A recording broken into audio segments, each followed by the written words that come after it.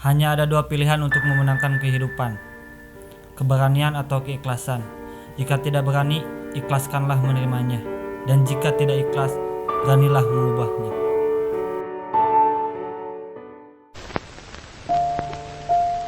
Negeri tanpa telinga, hingar-bingar campur aduk, hiruk pikuk sepak terjang, benci dendam silang sengketa, kacau balau. Ya, begitulah negeri ini, negeri yang pekak dan tuli, negeri yang mungkin pernah mati lalu hidup lagi dalam rupa setengah jadi, negeri tanpa telinga.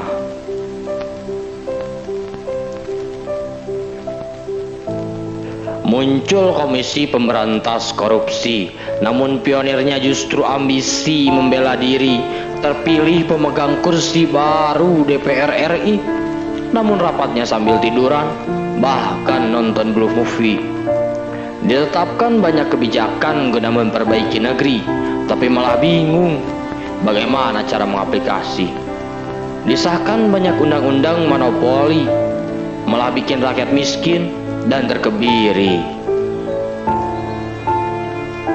Kami butuh negeri yang bisa mendengar, sehingga buruh sejahtera, petani bahagia, guru bermartabat, koruptor tobat, aparat tidak keparat, wakil rakyat merakyat, pelajar terpelajar, pemimpin dan bukan wayang.